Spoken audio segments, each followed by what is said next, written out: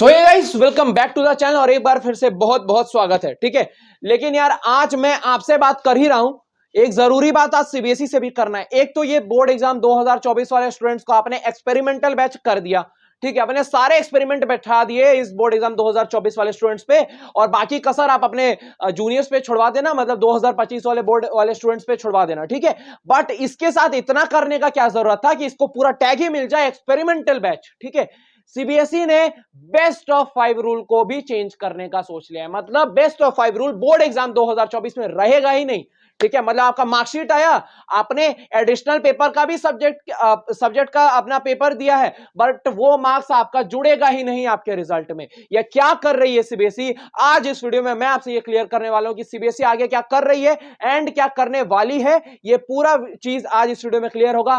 Video में पहली बार आए तो लाइक करना, शेयर करना और सब्सक्राइब करना। ठीक है, तो अब सबसे पहले देखो यहां पे अब सीबीएसई का ये जो है ये आपका ऑफिशियल वेबसाइट है। सीबीएसई कई सारी नोटिस बीच बीच में लॉन्च करते रहती है एंड स्टूडेंट्स का थोड़ा सा बार बार उसको तंग करते रहती है। ठीक है, तो यहाँ पे कई सारी चीजें नोटिस की, और एक और चीज वायरल हो गया कि अब बेस्ट ऑफ 5 रूल नहीं रहेगा। अब बेस्ट ऑफ 5 रूल के बारे में अगर आपको नहीं पता तो मैं आपको पहले बता देता हूं कि best of 5 rule in CBSE मतलब क्या हो गया। देखो, इसका दो मीनिंग निकलता है बेस्ट ऑफ 5 रूल का। क्या है ये बेस्ट ऑफ 5 रूल, अब जरा मेरे बात को ना आप लोग ध्यान से समझना। ठीक है, आप किस किस सब्जेक्ट्स का पेपर देने जा रहे हो, ठीक है, आप लोग दे भी रहे हो ना। तो एक हो गया आपका इंग्लिश हो गया, एक हो गया आपका हिंदी हो गया, एक हो गया एसएसटी हो गया, एक हो गया साइंस हो गया। ठीक है, इंग्लिश, हिंदी, साइंस, एसएसटी और मैथ्स हो गया।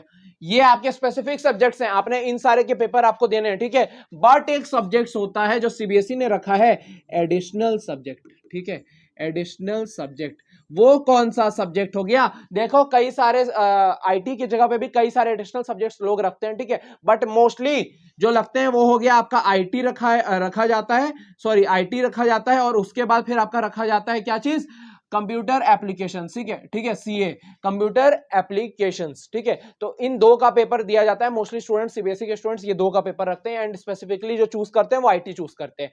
बट सीबीएसई ने क्या कहा कि आप जितने पेपर देने वाले हो ना, आईटी का मार्क्स नहीं जोड़ेंगे हम। ठीक है, एंड वो चीज होगा ही नहीं इस बार। मतलब क्या कहना है कि यार, मतलब सीबीएसई पहले क्या करती थी कि मान लेते हैं ना, एडिशनल रखने का रीजन क्या था, मान लेते हैं आप कोई सब्जेक्ट में क्या हो गए, आप फेल हो गए, आप कोई सब्जेक्ट में फेल हो गए, तो ये जो एडिशनल सब्जेक्ट है, ये जो एडिशनल सब्जेक्ट है ना आपका आईटी, ये उस पेपर का जगह ले लेगा।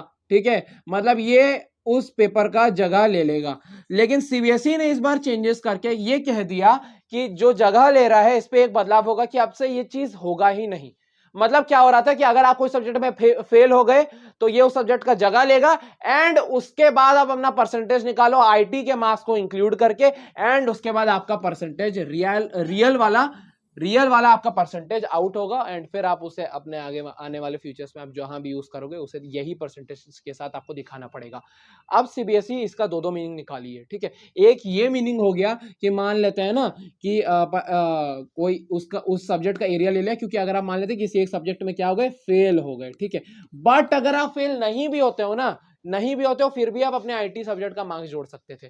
कैसे जोड़ सकते थे कि मान लेते हैं आपका साइंस का पेपर अच्छा नहीं गया, ठीक है, साइंस का पेपर अच्छा नहीं गया, तो आप उस जगह पे, और आईटी का मार्क्स अच्छा है तो आप उस जगह पे आईटी का मार्क्स को ऐड कर सकते थे, साइंस को एडिशनल वाले एरिया पे जगह पे रख करके। ठीक है, दोनों मतलब रिप्लेस हो जाता। ठीक है, रिप्लेस हो जाता तो कोई भी सब्जेक्ट्स के साथ। लेकिन एक मेजर चीज है जिसको मुझ पे फिर ये मत कहना कि भैया आपने ये चीज तो नहीं बताया था।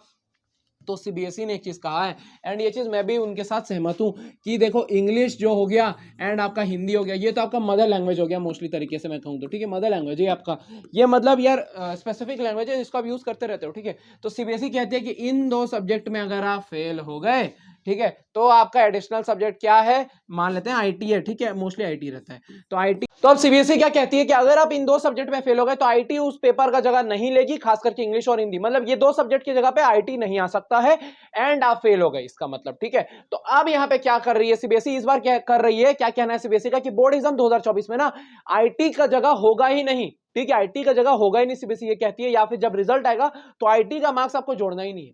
सिंपल बात है। ठीक है, सिंपल बात है। सीबीएसई का ये कहना है, एंड सीबीएसई ऐसा डिसीजन क्यों ले रही है मुझे समझ नहीं आ रहा। जब स्टूडेंट्स को सीबीएसई अच्छा पेपर नहीं दे पा रही है, ठीक है, तो इतना तो करे कम से कम।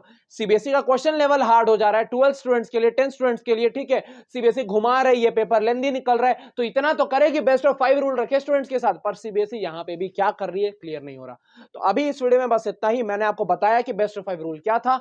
आज इस वीडियो में बस इतना ही। वीडियो को लाइक करना, शेयर करना और सब्सक्राइब करना।